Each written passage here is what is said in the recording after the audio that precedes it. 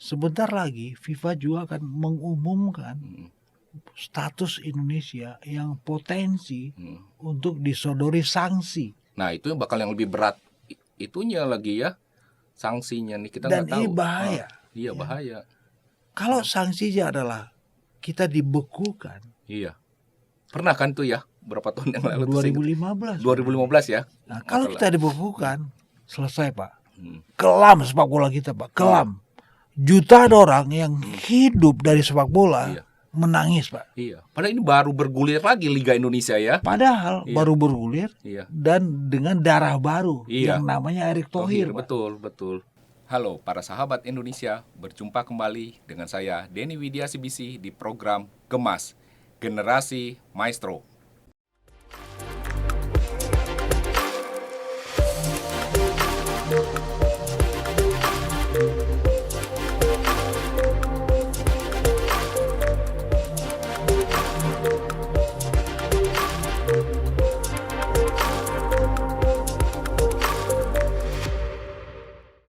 Para sahabat, saat ini saya mengundang seorang yang pakar lah di bidang sepak bola. Karena apa? Lagi ada hot issue-nya akan kami bahas nih tentang persepak bolaan Indonesia. Terutama berita semalam bahwa Indonesia dibatalkan menjadi tuan rumah Piala Dunia U20. Nah, saya mengundang Pak Herdiman Koto. Terima kasih Pak sudah hadir di program Gemas. Para sahabat, Pak Herdiman ini seorang pakar di bidang sepak bola, sebagai komentator, analis, pengamat, pokoknya dunia sepak bola beliau sangat menguasai. Karena sejak lama Pak ya, jadi wartawan bola juga. Betul. Waktu itu ya, jurnalis juga. Wah, luar biasa Pak Herdiman Koto. Makanya saya mengundang beliau untuk membahas tentang persepak bolaan Indonesia, dan Indonesia oleh FIFA dibatalkan menjadi tuan rumah. Hal yang sangat disayangkan bahwa kesempatan untuk mengadakan Piala Dunia ini sampai batal. Nanti kita akan bahas bersama Pak Herdiman apa sih sebabnya dan bagaimana perjuangan Indonesia sewaktu mencalonkan diri sebagai tuan rumah Piala Dunia. Pak ya.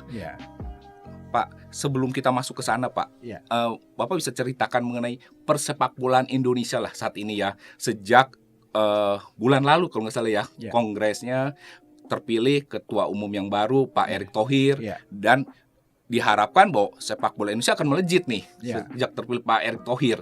Tapi ternyata malah batal jadi tuan rumah. Pak Denny, terima kasih untuk undangannya. Terima kasih untuk totalitas Pak Denny. Baru nyampe dari Samarinda. Kita langsung duduk di sini. Langsung bicara soal sepak bola. Yang diomongin drama ya. Tapi oke, kalau pertanyaannya soal sepak bola Indonesia, kita tahu 16 Maret kemarin itu Erick Thohir, Menteri BUMN, terpilih sebagai Presiden Federasi Sepak Bola Indonesia. Berarti bulan ini nih Pak ya, 16 Maret ya. Dan itu menjadikan bahwa Erick segera bisa menyelamatkan wajah sepak bola Indonesia. Dengan jam terbang dia sebagai pemilik Inter Milan, raksasa dari Italia, dengan wilayah kerja dia sebagai Menteri BUMN, tentu bisa memberikan angin segar untuk sepak bola Indonesia. Dan Erick tidak main-main. Bagaimana Erick dengan staffingnya yang dia bentuk itu memberikan sesuatu yang statusnya total. Total sekali untuk sepak bola Indonesia. Dan kemudian kita tahu Indonesia menjadi tuan rumah untuk Piala Dunia Under 20. Dan Erick menjadi ketua LOC, ketua Local Organizing Committee. Ketua panitianya lah ya. Ketua panitia. Dan kita tahu Pak Denny bahwa status tuan rumah itu didapatkan oleh Indonesia lebih kurang 3,5 tahun yang lalu. Ketika di Shanghai di Cina, Dewan Komite FIFA memutuskan Indonesia terpilih sebagai tuan rumah. Indonesia saat itu menyingkirkan Irak, menyingkirkan Peru, menyingkirkan Thailand yang duet bersama Myanmar, dan juga menyingkirkan trio Arab Saudi Bahrain dan juga Jordania. 3 tahun setengah yang lalu, persisnya 24 Oktober 2019. Saat itu semua orang asik-asik aja pada itu. Iya. Padahal melihat kondisi Pak ya, sebelum nyambung sana, Indonesia kan boleh dikata di bawah kualitas prestasinya, di bawah mereka ya. Thailand tadi, terus ada Irak, ada Bahrain ya. Tapi bisa terpilih jadi tuan rumah gitu ya. Itu dia, itu bagian dari perjuangan. Iya, perjuangan makanya kan luar biasa. Karena perjuangan. ketika terpilih sebagai host, sebagai tuan rumah, Indonesia dapat wild card, dapat jatah otomatis untuk tiba di sebagai salah satu kontestan Piala Dunia gitu. Saat itu memang tidak ada reaksi negatif terhadap penunjukan dan juga penetapan Indonesia sebagai tuan rumah. Tahun 2019 tuh ya. 3 tahun setengah yang lalu. Pak Dede. Lalu 2 tahun lalu 2022 bulan Agustus, persis di hari ulang tahun kemerdekaan Indonesia, diluncurkan yang namanya logo Piala Dunia. Ya, logo yang megah sekali, colorful, dan mahkotanya menjelaskan semua orang cinta sepak bola. Dan ketika itu Pak Deddy juga masih adem-adem aja, tidak ada reaksi apa-apa. Kenapa kemudian 1 bulan setengah menjelang kick off Piala Dunia Under 20 11 20 Mei nanti, tiba-tiba orang menghujat ketika Israel yang lolos sebagai wakil Eropa kok tidak dilarang untuk tampil di Indonesia. Kenapa? Kan aneh. Betul. Padahal Israel tidak diundang oleh Indonesia. Padahal Israel lolos lewat kualifikasi.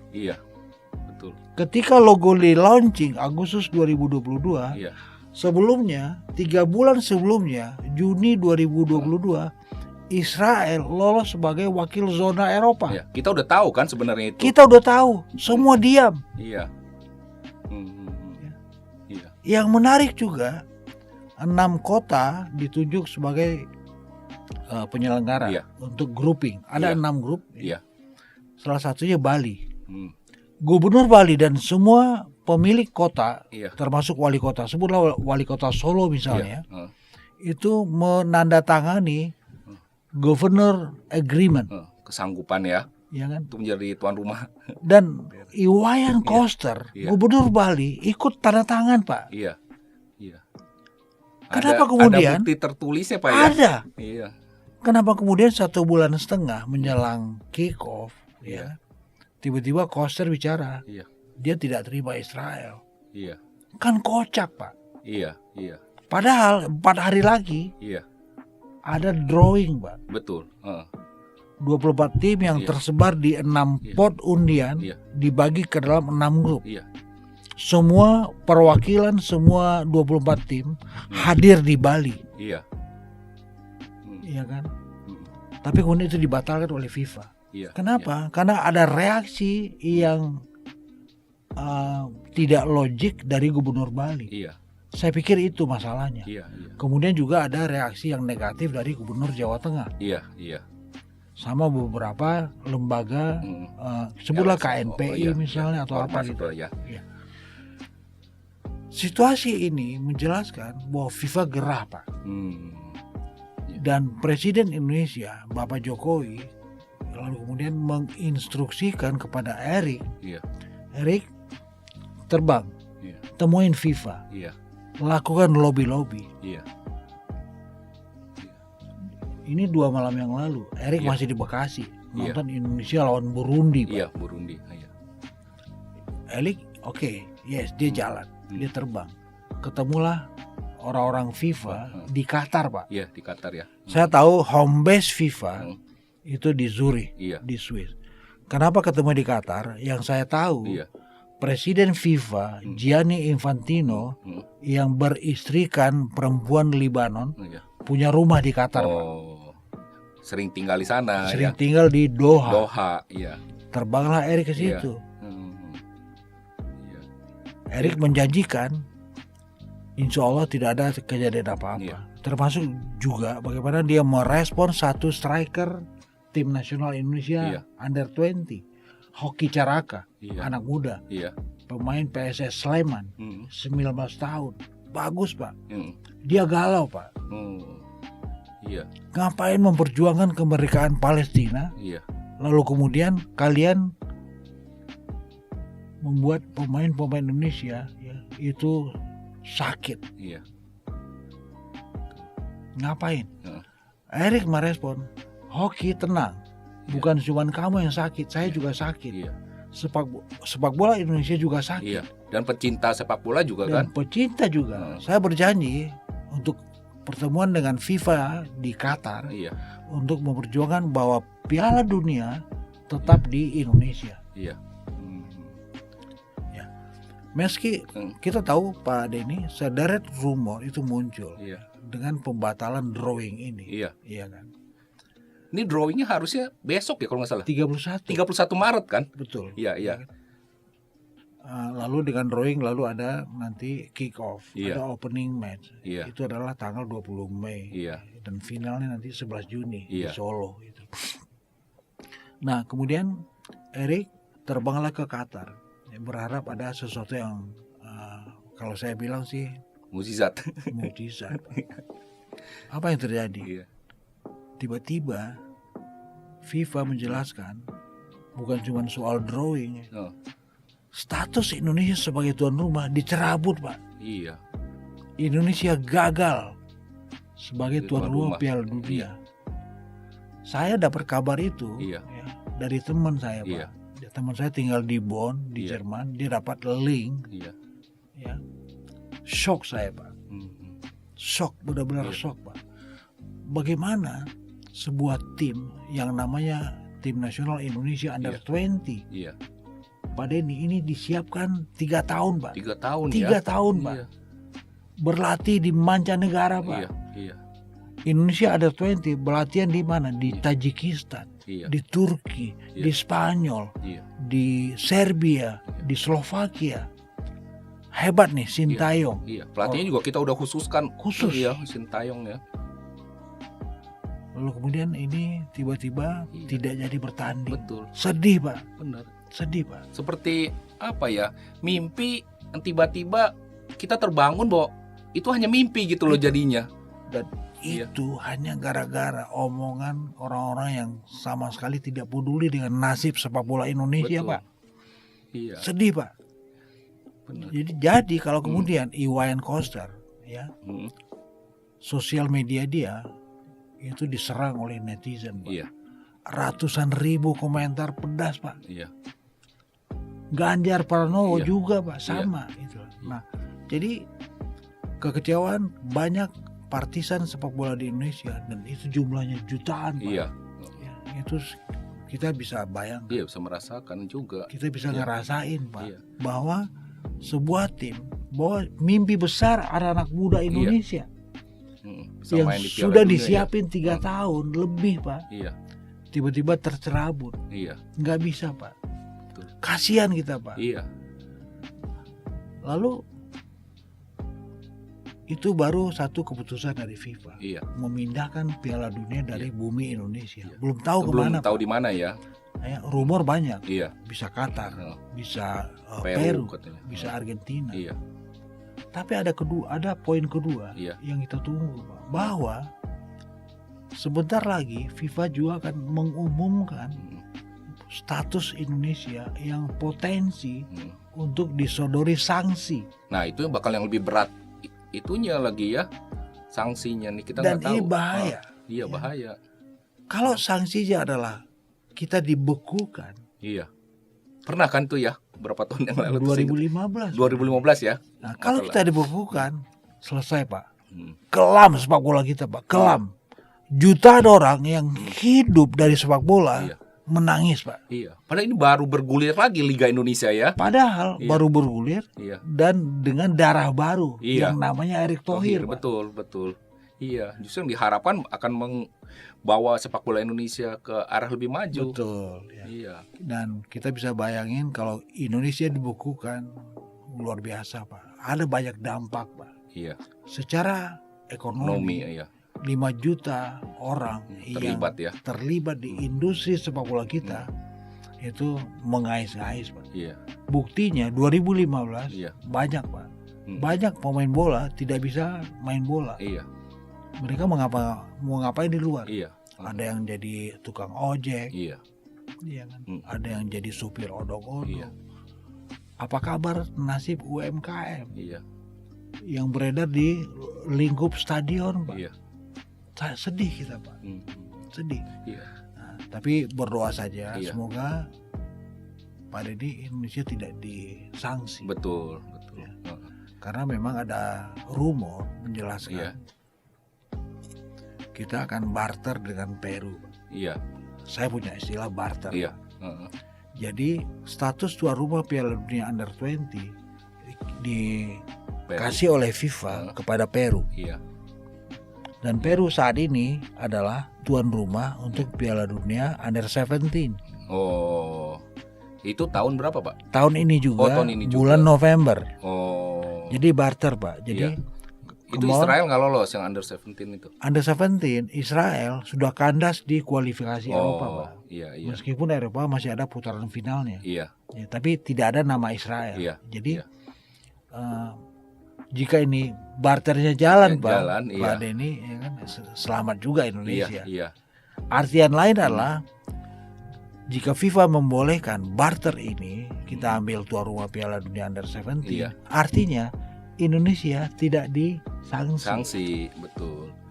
Cuma kasihan pemain-pemain yang di 20 ini 20-nya ini nggak bisa main bisa main untuk sebuah event. Iya. Pada ini Piala Dunia Under 20. Iya. Ini event yang seksi, Pak. Seksi ya. Bagus, itu udah mirip Piala Dunia yang sebenarnya itu kayak Pak ya? Ini Piala Dunia senior. Iya, senior. Yang kemarin di Qatar. Saya hadir di Qatar menonton 3 minggu saya di Qatar, Pak. Di bawahnya itu Piala Dunia Under 20. Under 20 ini ya. Under 20 memang tidak seseksi Piala Dunia senior. Iya. Tetapi ini akan menjadi incaran banyak scouter, Pak. Iya, pencari bakat talenta ini ya. Bakat. Usianya 17, 18, 19, 20 tahun. Itu bakal main di liga-liga Eropa tuh ya. Ketika 6 kota di Indonesia diduduki oleh banyak agen-agen, oleh banyak scouter dari banyak klub besar di mancanegara. Potensi pemain Indonesia besar, Pak, untuk terpilih bermain di klub A, B, C, D di Eropa dan bagus sekali untuk karir. Iya. Gitu. Dan dari sisi ekonomi juga mereka menjanjikan kan. Pemain di Eropa mah udah. Satu contoh kita tahu ada, saya harus sebut nama Marcelino Ferdinand. Iya. Dia adalah attacking midfield dari Persebaya Surabaya. Sekarang di klub Liga 2 di Belgia, Pak. Gajinya, Pak, per tahun 6 miliar, Pak. Wah, itu baru Liga 2 ya, Pak ya? Baru Liga 2, baru Belgia, Pak. Baru Belgia ya. Belum lagi di top 5 league. Iya. Di Inggris, di Spanyol, di Italia, di Belanda. Iya. Iya kan? Iya.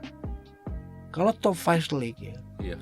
Kemarin ada pemain Burundi beredar di Indonesia. Saya lupa namanya, tapi dia pernah bermain di Spanyol. Iya. Gajinya di Spanyol, Pak, per tahun 140 miliar, Pak, rupiah. Wah, di sini gimana cari penghasilan sebesar itu? Bandingin sama pemain termahal Indonesia. Iya. Namanya Jordi Amat. Iya. Berapa tuh baru, Pak? Yang naturalisasi, pemain yang berdarah Makassar. Iya. Bermain untuk Johor FC di liga tetangga di Malaysia. 17 miliar, Pak. Iya, jauh sekali. Jadi sayang memang Piala Dunia Under 20 itu tanpa Indonesia dengan status kita ikut sebagai tuan rumah. Iya. Padahal itu kan benefit, Pak, kita sebagai tuan rumah ya. Kalau kita bukan sebagai tuan rumah, kita harus ikut kualifikasi. Dan itu berat kan selama ini kita alami sendiri. Pak, ini saya kasih contoh. Iya. Kita lolos sebagai tuan rumah. Iya. Udah pasti. Tapi kita dibolehkan ikut kualifikasi di ASEAN, Asia Tenggara dan juga Asia. Iya. Di ASEAN kita juara. Ngalahkan Vietnam. Di ASEAN ya, kita juara ya. Oh, kita ikut juga waktu itu ya? Ikut, tapi tidak walaupun gagal tetap masuk putaran final ya. Tetap masuk.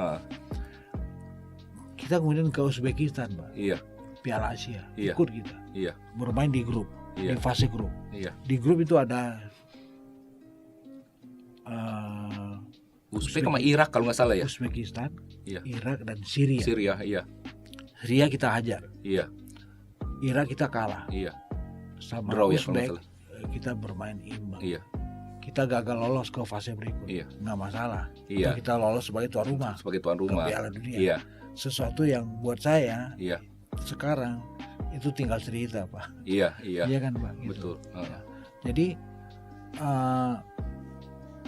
ini adalah turnamen 2 tahunan. Iya.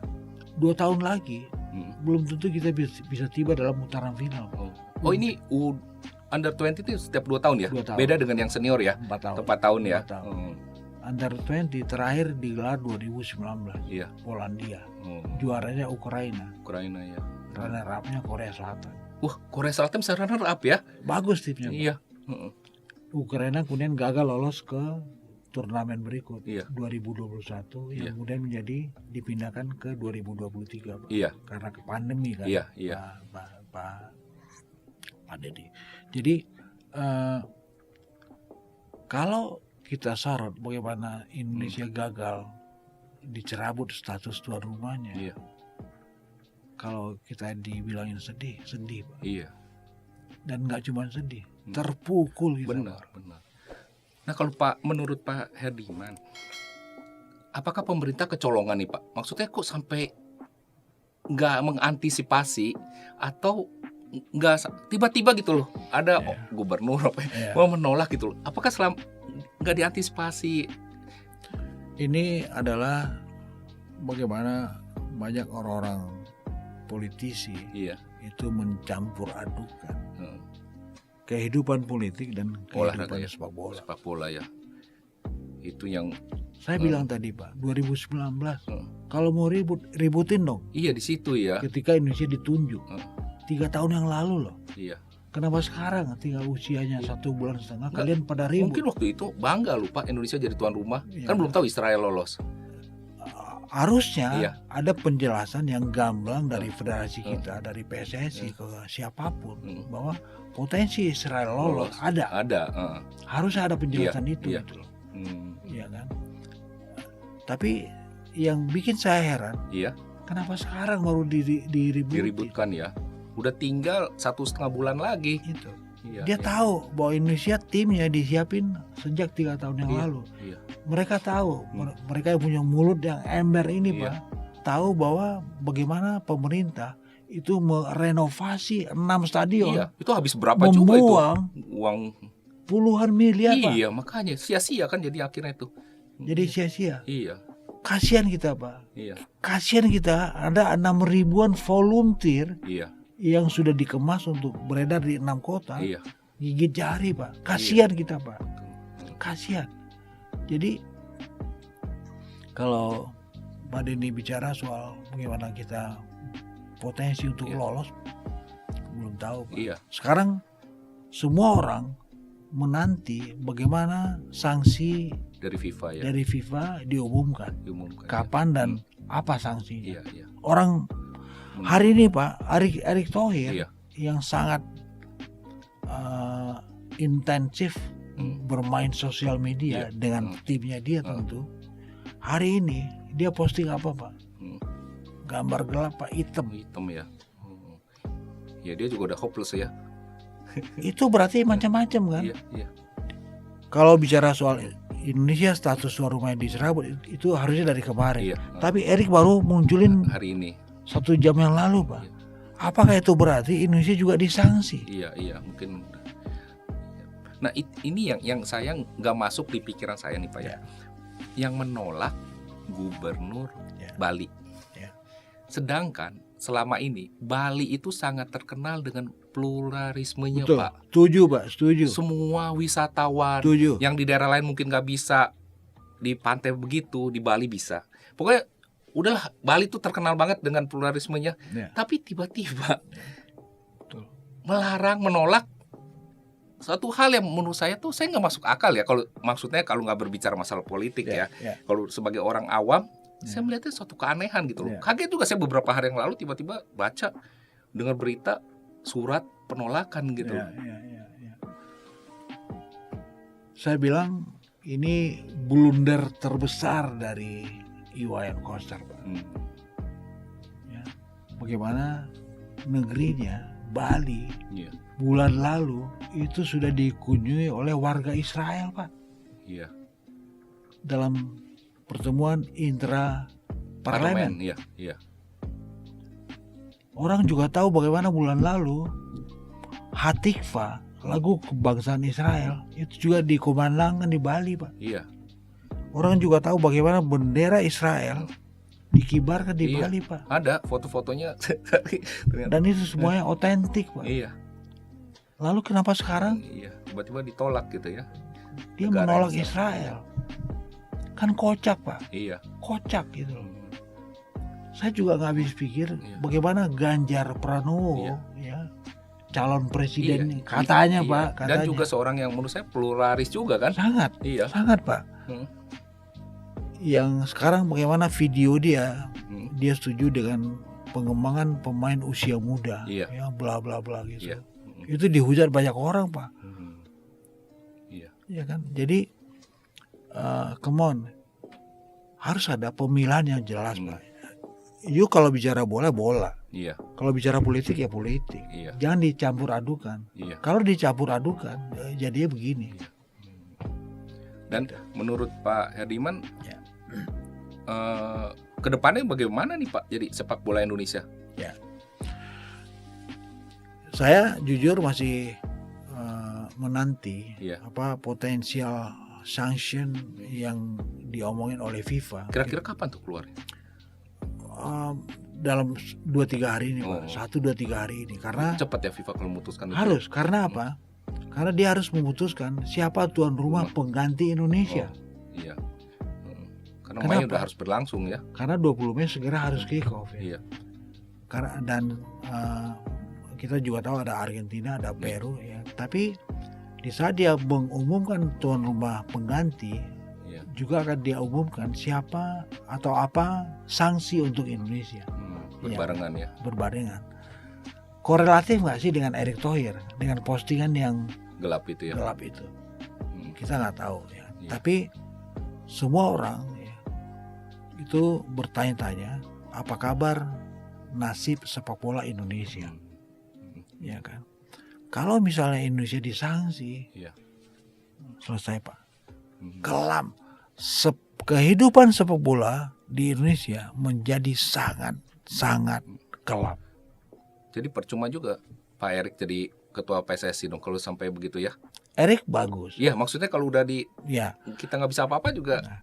Tinggal nanti sebutlah kita berandai-andai Pak Denny, bagaimana Indonesia disanksi oleh FIFA. Dibekukan, tidak boleh ABCD ya. Dan Indonesia menderita, Pak. Iya. Saya ungkap satu contoh. Itu kalau disanksi udah pasti pertandingan internasional udah nggak bisa tuh ya? Nggak bisa. Nah, makanya saya mau kasih satu contoh, Pak, bahwa timnas Indonesia senior itu lolos ke Qatar, Pak. Qatar 2024. Mediumnya Piala Asia. Oke. Indonesia untuk lolos ke Qatar Januari 2024 bersama 23 tim lain. Itu berdarah-darah, Pak. Kita lolos ke Qatar dengan interval waktu 33 bulan. Melewati 3 putaran. Dengan 3 pelatih. Memakai 86 pemain, Pak. Itu riset saya, Pak. Baru kita bisa tiba di Qatar. Lalu kalau kita dibekukan, Pak, itu pun juga nggak bisa, Pak. Sakit, Pak. Iya. Sakit. Nggak bisa main juga ya. Susah. Iya. Susah. Indonesia PSSI memang federasi yang belum memberikan kontribusi apa-apa untuk Republik ini. Iya. Tetapi ini cabang luar biasa, Pak. Iya. Yang sangat populer kan? Sangat populer. Iya.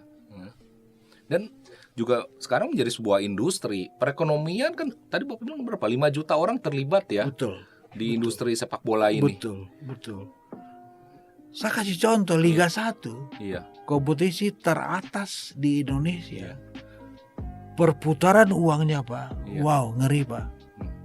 Lebih dari 100 triliun, Pak. 18 tim terlibat di situ. Iya. Apapun. Iya. Semuanya pakai alat transportasi pesawat. Iya. Ya. Semua pemain gajinya rata-rata 1 miliar, Pak. Iya. Industri hotel hidup, industri transportasi hidup, industri peralatan olahraga juga ya. Manufaktur. Iya, manufaktur. Nah, Pak, dengan adanya kasus bola ini, apakah bisa berdampak ke cabang olahraga yang lain ketika Indonesia mau jadi tuan rumah juga kan? Ya. Saya nggak tahu karena ini bicara soal parsial, Pak. PSSI dengan AFC dan juga dengan FIFA sebagai induk tertinggi untuk cabang sepak bola. Dan kita tahu 2034 Indonesia mencalonkan diri sebagai host untuk Olimpiade. Nah, iya kan? Iya. Dan saya juga tahu bagaimana PSSI bersama pemerintah juga akan mencalonkan diri sebagai host untuk Piala Dunia, Pak. Senior. Iya. 2034. Nah, kita bakal join dengan Australia, Pak. Iya, sebagai tuan rumah ya. Jadi co-host Indonesia dan Australia. Ya. Kalau kemudian kita disanksi oleh FIFA, ini pun, Pak. Iya. Selesai, Pak. Iya. Selesai, Pak. Kita menjadi negara yang terasing atau bahasa lainnya diasingkan oleh dunia internasional, Pak. Iya. Wayne Koster, saya harus sebut nama ini berkali-kali, Pak. Saya minta maaf, Pak. Saya minta maaf. Atlet Israel itu berkali-kali sudah ke Indonesia, Pak. Iya. Tadi saya kasih contoh orang parlemen, intra parlemen meetingnya di Bali. Orang Israel datang dengan atribut Israel. Tapi atlet Israel dari 2015 sudah hadir di Republik ini, Pak. Iya. Dan itu nggak ada masalah ya? Nggak ada masalah, Pak. Iya. Apa karena cabang sepak bola, Pak? Atau tahun depan mau tahun politik nih? Itu, Pak. Itu ya. Politik jahat, Pak. Politik jahat. Ya. Tapi saya nggak tahu, Pak, ini kalau saya tidak suka politik. Walaupun itu fakta yang harus kita hadapi, Pak. Kalau kemudian politik yang membuat Piala Dunia tercerabut dari Indonesia, ya kan? Saya marah, Pak. Pribadi saya marah, ya kan? Dan saya berharap nanti mereka-mereka yang menghujat Israel, yang menjadikan Piala Dunia terbang dari Republik ini, yang menjadikan mimpi besar anak-anak muda Indonesia dicerabut oleh mereka, saya doakan mereka-mereka itu juga selesai dalam karir politiknya, Pak. Keras saya ngomong, Pak. Tapi itu harus saya sebut, Pak. Ya, dan saya masih santun, Pak. Banyak netizen di Indonesia dari kemarin sore sampai hari ini, Pak, terus meluncurkan hujatan kepada Ganjar dan juga Koster, Pak, di sosial media. Nah, sekarang, Pak, ya, kalau saya melihatnya gini, apakah sebenarnya pemerintah waktu itu ketika ada gubernur Bali yang menolak, gubernur Jawa Tengah yang menolak, sebenarnya bisa nggak mengambil alih pemerintah pusat lah dalam hal ini sebelum FIFA mengeluarkan keputusan membatalkan drawing? Sebenarnya ada kesempatan itu nggak, Pak? Nggak ada. Semua tiba-tiba, Pak. Tiba-tiba ya. Seperti ini udah dirancang. 24 Maret.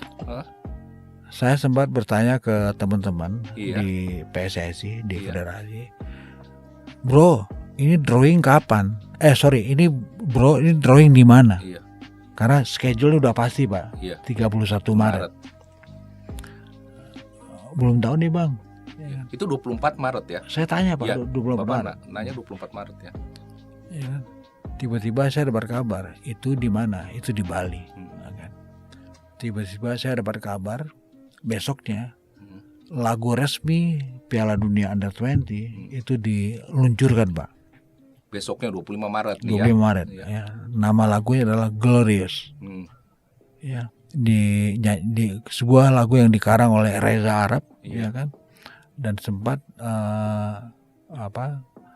percikannya itu ditayangkan oleh situs FIFA. 26 Maret ada kabar soal pembatalan drawing. Tapi ini lagu resmi Piala Dunia sudah tayang di situs FIFA. Iya, sudah tanggal sehari sebelumnya ya. Itu kemudian dicabut, Pak. Oh, dicabut sekarang. Take down. Take down ya. Ya, tidak ada lagi. Saya udah feeling, Pak. Wah, ini bukan cuma drawing yang batal nih.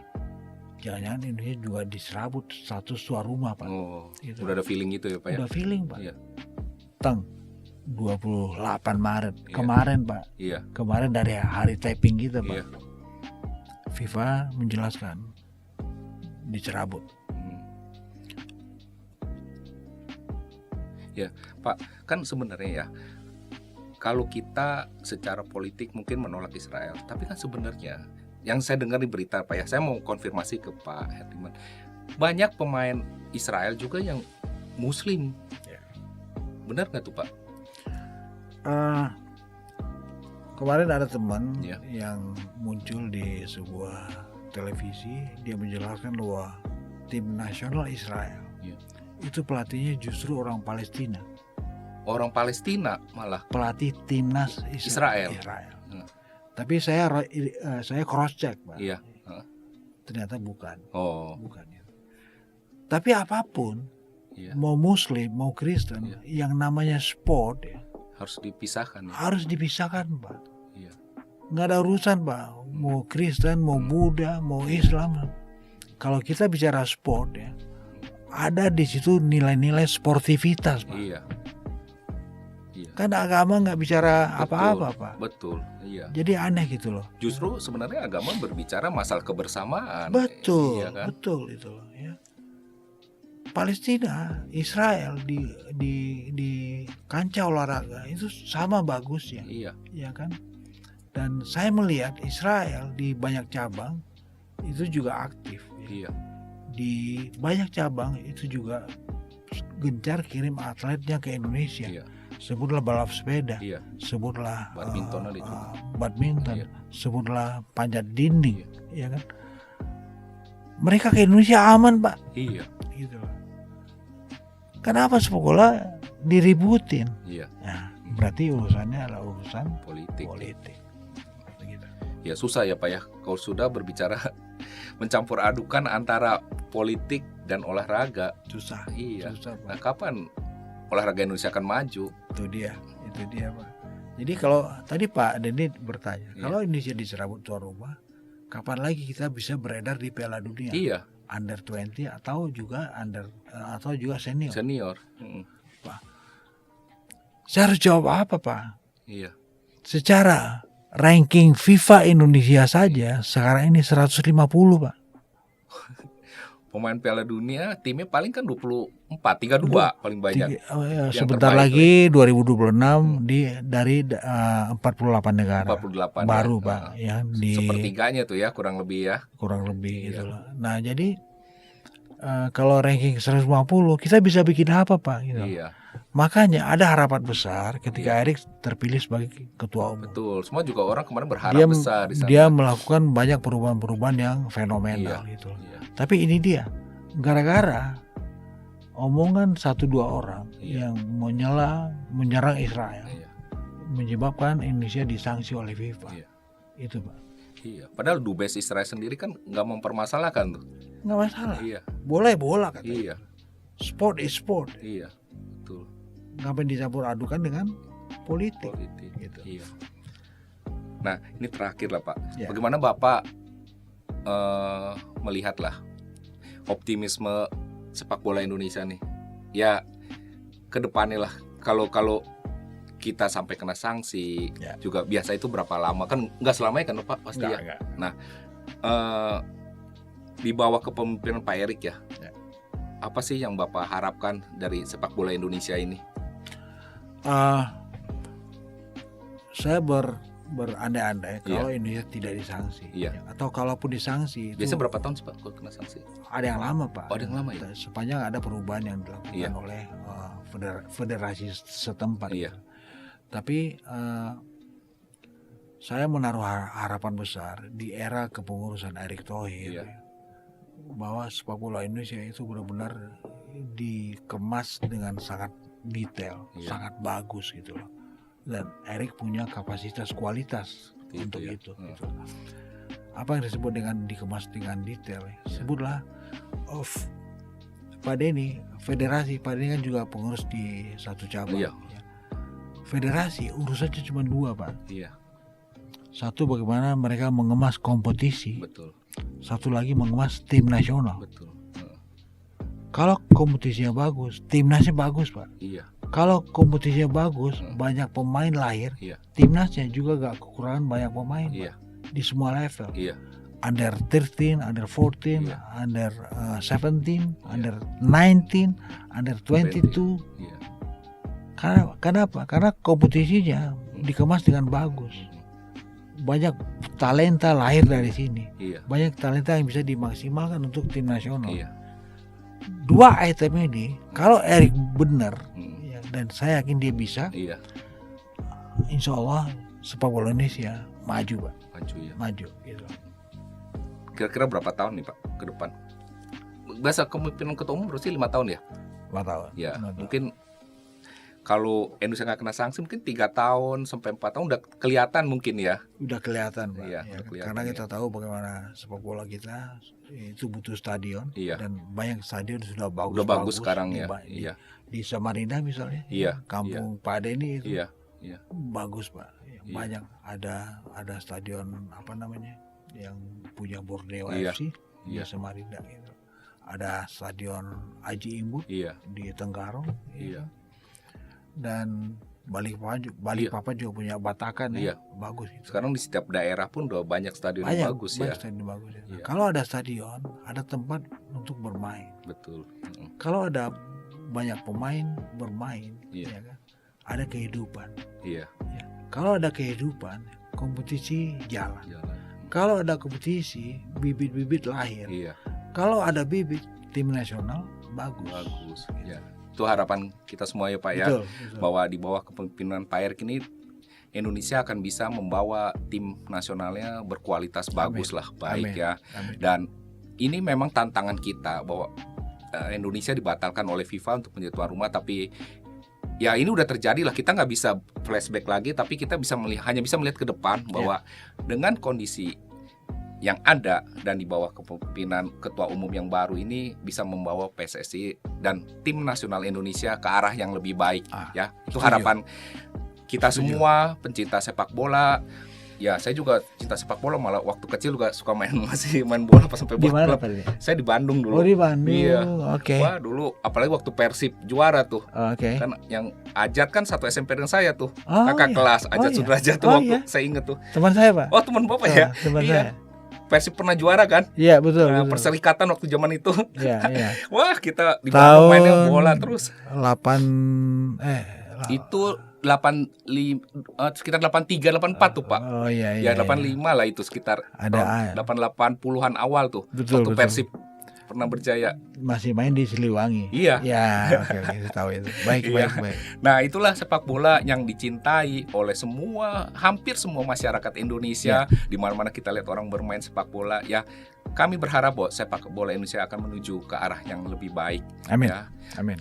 Terima kasih Pak Herdiman sudah hadir di program Gemas ini. Baik. Ya, untuk memberikan pencerahan bagaimana kasus ini terjadi. Jadi saya mendengarkan dari narasumber yang dapat dipercaya bahwa kasus ini ya karena ada unsur politik dan olahraga yang disatukan, dan itu sebaiknya tidak terjadi di dunia olahraga. Ya. Nah, bagi Anda yang suka dengan video ini, silakan subscribe, like, berikan komen, dan tolong share video ini juga kepada teman-teman Anda sehingga banyak orang tahu dan tercerahkan. Amin. Ya, sampai jumpa di episode berikutnya. Bye-bye. Para sahabat, ini adalah buku ke-8 saya, Menembus Waktu, bergenre novel, berisi kisah perjalanan hidup saya. Buku ini akan saya berikan pada narasumber saya pada hari ini, Bapak Herdiman Koto. Pak, ini buku saya, semoga Bapak berkenan untuk membacanya, Pak. Amin. Terima kasih sudah hadir di program Gemas, Pak. Baik. Ya. Pak Denny, saya terima buku ini, buku yang buat saya mengundang untuk membaca lembar demi lembarnya. Kenapa? Karena judulnya seksi. menembus waktu, ya.